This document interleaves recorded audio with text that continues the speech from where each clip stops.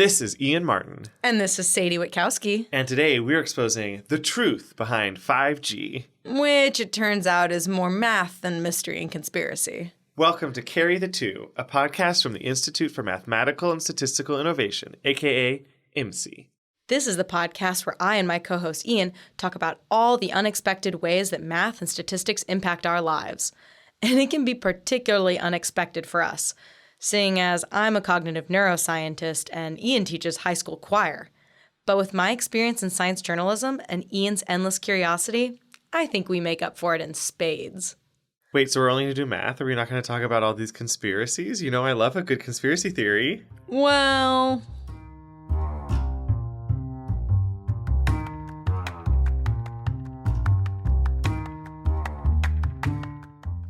So many times people come back to me about the fact that you have a chipset on your brain and 5G is going to control that. You can't imagine the number of questions. So definitely it's totally silly. It's totally about conspiracy. And of course, it doesn't make sense. Today's guest expert, Merouane Debbah, has almost certainly heard them all. He's a professor at Centru Supelnek, and he is the chief researcher at the Technology Innovation Institute in Abu Dhabi. So then why is he getting all these conspiracy questions? Well, Merouane's research focuses on random matrix theory, learning algorithms and communication sciences, and optimization game theory. I know that might seem like a bunch of technical jargon, but that's all to say his work is in the wireless communications field, and he has lots of practice explaining the math behind our cell phones and the challenges we still need to face to improve the technology. Did I mention he's already started working on 6G? As of today, many people, and I'm one of them, are starting to do research on what we call 6G, by the way. And this is something that is forecasted to be deployed in 2030, with the time frame around 2050. And what is 6G about? Well, we're trying to look at how to connect mobile phone machines. Okay, I think we're putting the cart before the horse here. I don't even know what the G stands for in cell phone networks. Like, I'm still working with LTE. I won't lie, I've seen like a million YouTube commercials for phones talking about 5G, and I never knew what it meant. Okay, good. I'm glad to know I'm not alone here on this journey. Yeah, but it's actually incredibly enlightening to talk with Merouane and just have him walk me through all the different generations. And that's what the G stands for, actually. Generations. Cellular networks have been going through what we call generation. So generation, or a time frame of roughly 20 years, most people know about 2G, which was mostly about a generation which provided what we call mobile for voice. That started in 1990 and lasted until 2010. And many of the 2G generation, I would say, cellular networks are now closing down. Of course, they're not closing down at one step, but progressively. Then in around 2000, 3G came in, and with a time frame of around 20 years, from 2000 to 2020. We still have 3G networks at the moment, and some are getting shut down at the moment. And mostly the idea was to provide what we call mobile for data, being able to browse and download basically kind of data. And I think that was a good trend, because that, of course, kicked off all the technology behind smartphones and all things like that. Around 2010, we decided to deploy a new generation called mobile for the internet, and that's basically 4G. It started in 2010. It's progressing very rapidly, and it will go until 2030, this 20 years time frame. As you can see, generations are basically overlapping. Okay, cool. So then what about LTE?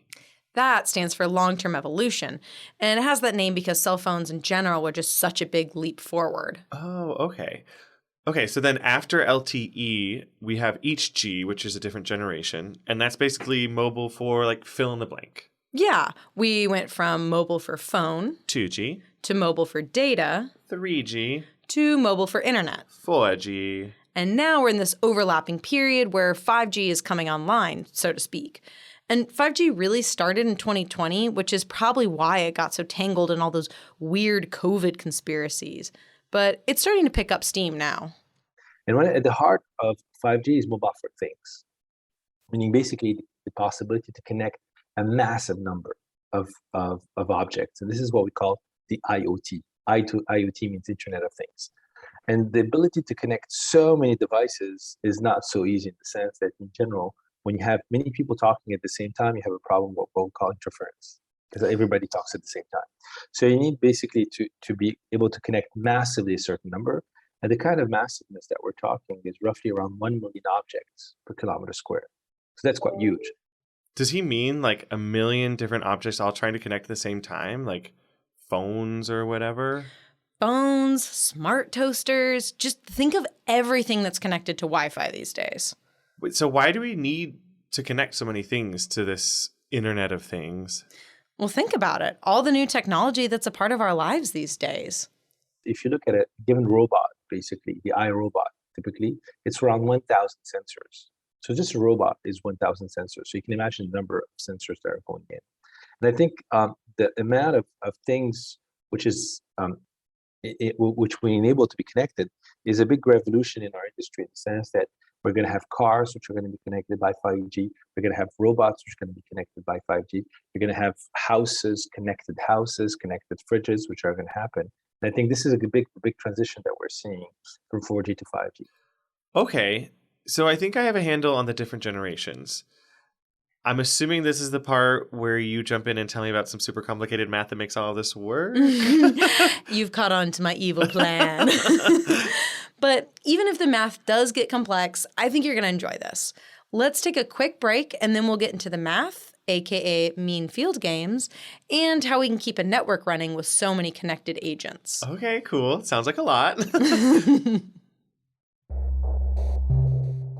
If you're enjoying this show and learning about the important research, here's another University of Chicago Podcast Network show that you should check out. It's called 9 Questions with Eric Oliver. Have you ever wondered who you are but don't know who to ask? Then join Professor Eric Oliver as he poses the 9 most essential questions for knowing yourself to some of humanity's wisest and most interesting people.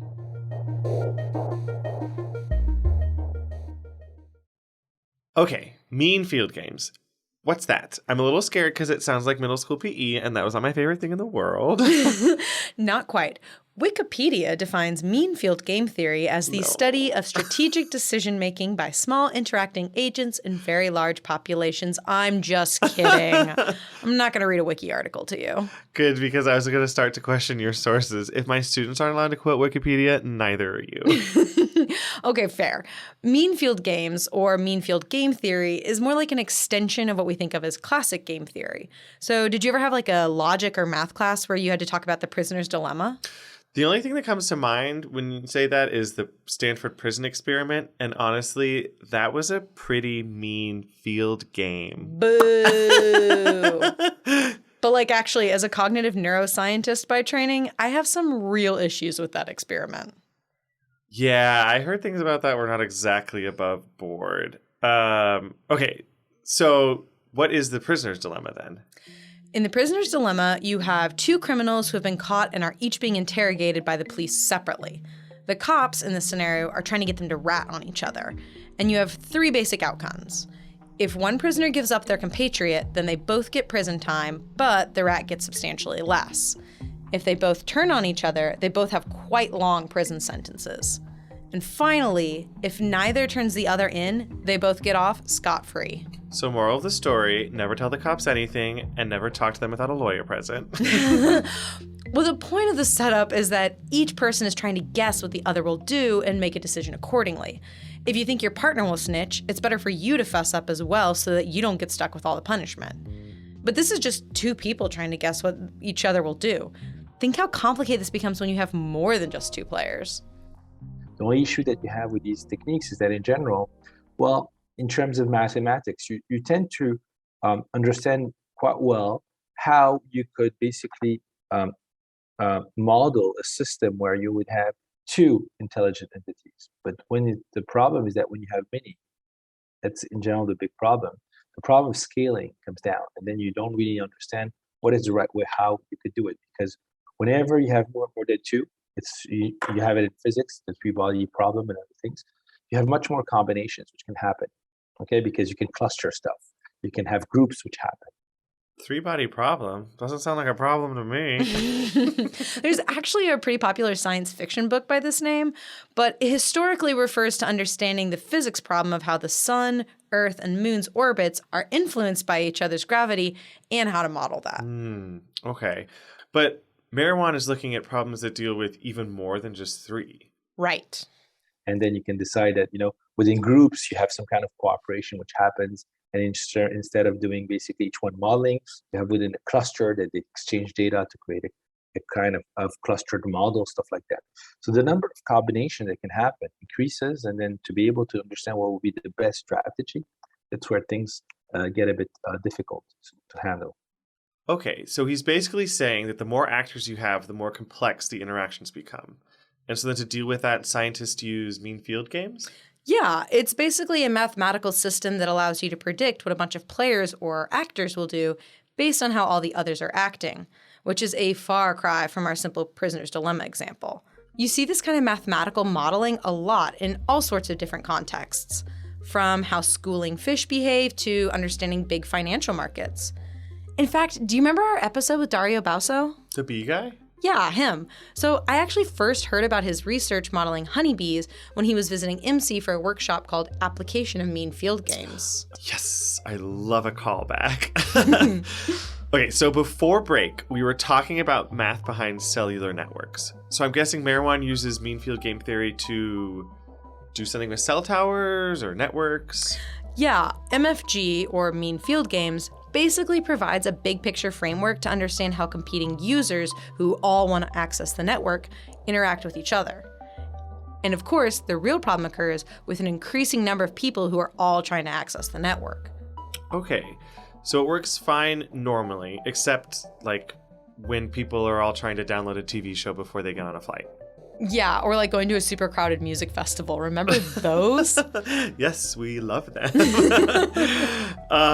Okay, so I get how mean field game theory is important for modeling cell networks, but we started talking about 5G. Are we going to get back to that? Right, let's explore the technological leap of 5G right after this short break. If you're enjoying the important research shared on our show, there's another University of Chicago Podcast Network show that you should check out. It's called Entitled. Human rights matter, but conversations about rights can be polarizing, confusing, and frustrating.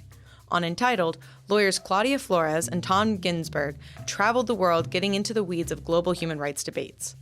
They use that expertise to explore the stories and thorny questions around why rights matter and what's the matter with rights. Subscribe to Entitled, part of the award-winning University of Chicago Podcast Network. And we're back. So let's go back to 5G, which, as you remember, is... Mobile for things. Yep, that's right.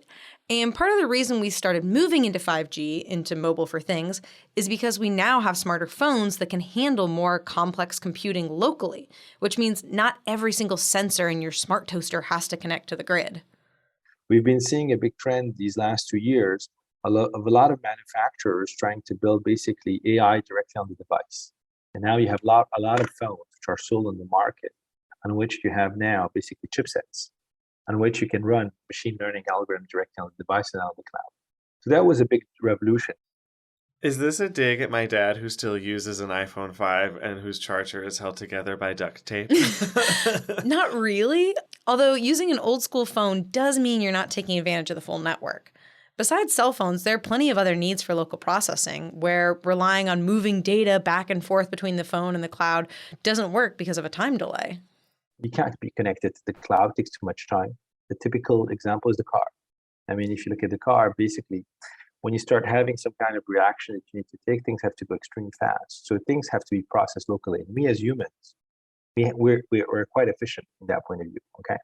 And so what I mean by that, if you take typically a car, as of today, on a 4G network, basically, if you decide to connect yourself to the cloud and go back, well, if you're running at 100 kilometers an hour, by the time you signal that you want to brake, it goes the information back to the cloud. It comes in to have basically the design. It would take you up to 3 meters before you brake. So that's typically the kind of accidents that you can have. So things have to be done locally, and the decision has to be taken locally.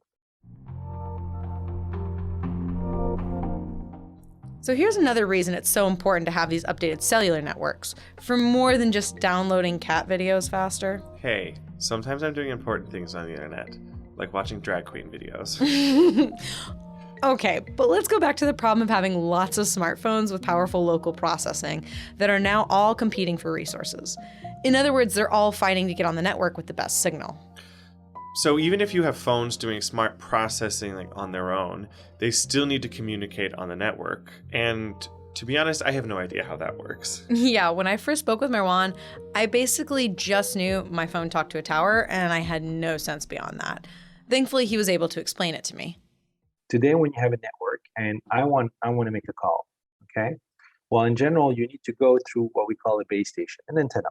A base station is in general the tower that you have around you. So when you make a call, it goes through the tower.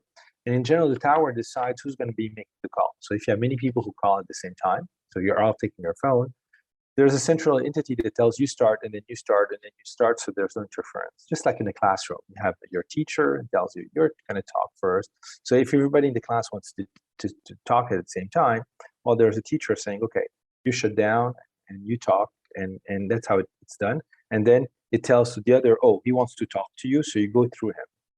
Now, the drawback of such a system of centralized is that, of course, it's not resilient to basically attacks. What it means that if you kill basically or you destroy the base station, then basically the whole network breaks down. Wow. Okay. So I assume there are like people making sure these towers are protected? We can neither confirm nor deny. No. I can't speak to the national security of our cell towers, but unsurprisingly, there's a lot of research money coming from folks like DARPA. That stands for the Defense Advanced Research Projects Agency, because cell towers are so integrated into all sorts of things. I mean, it doesn't even have to be an attack. Just think about a natural disaster knocking out a few towers and suddenly the network goes down. That can have disastrous results. So how can we make these systems more resilient? Well, one way is to make them less centralized so that losing just one node won't take the whole thing down. I would say capability of processing power, which is available around the phone.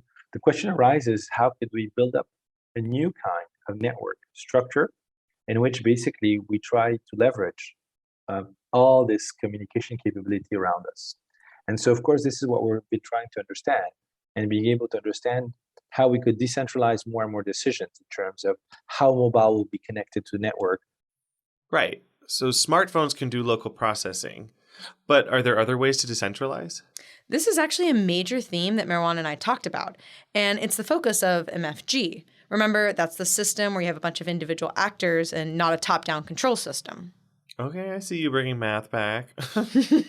So Merouane and his collaborators did come up with a solution for decentralizing the system when there aren't too many agents, or phones in this case. It's called Aloha. Like the Hawaiian phrase for hello and goodbye? Yeah, because it's for phone calls. Get it? Oh, I do. I like the name. Okay. Anyways, it basically works like this. Anyone can try to make a call using a tower at any time.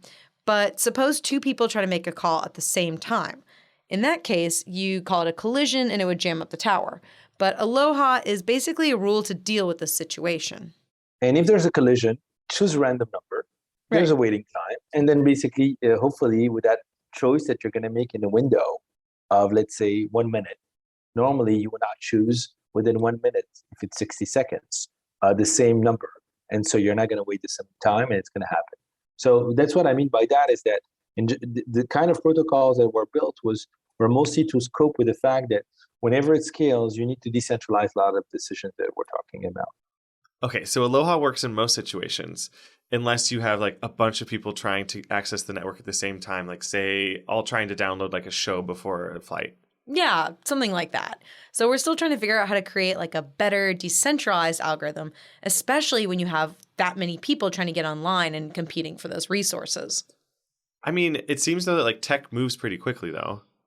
Yeah, I thought that too, but Merouane set me straight when I asked him if we just needed, better computer chips in our phones or some similar solution. He told me the answer wasn't faster chips, but better critical thinking.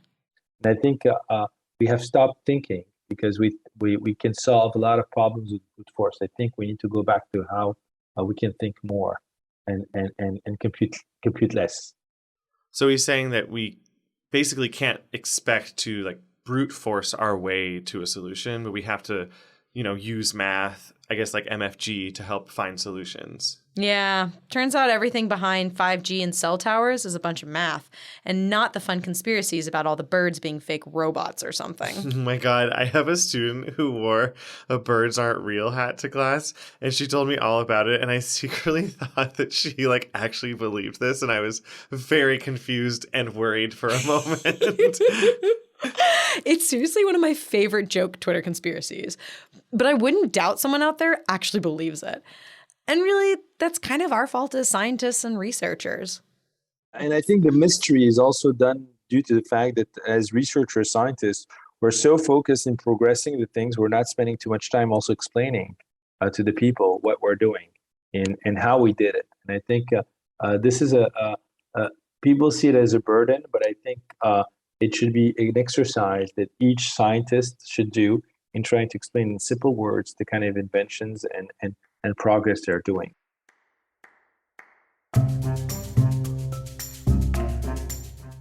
So today we covered What the G in 5G stands for, it's generations.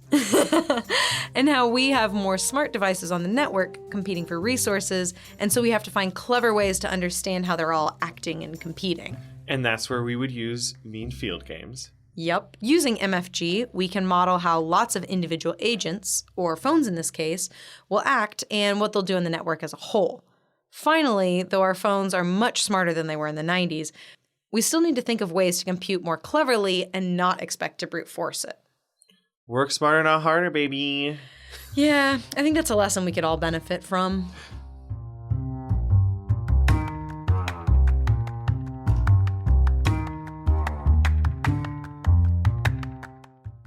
All right, don't forget to check out our show notes in the podcast description for more on Merouane's work and further resources on MFG. And be sure to check us out online at our homepage, imsi.institute.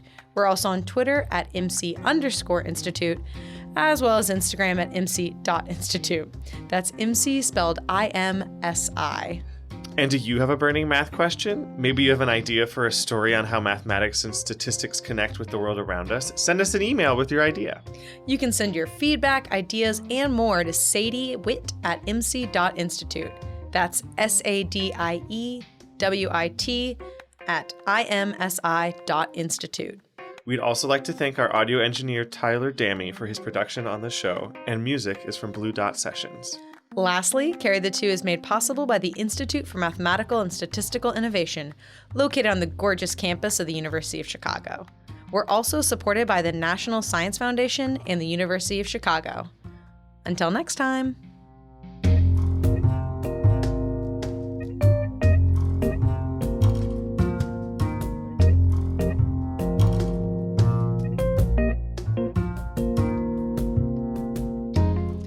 Today's guest experiment.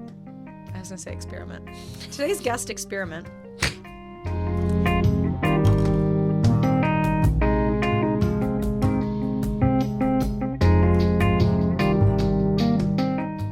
Also, I really wanted to say, and I have no idea how that net works. Ba-dum. But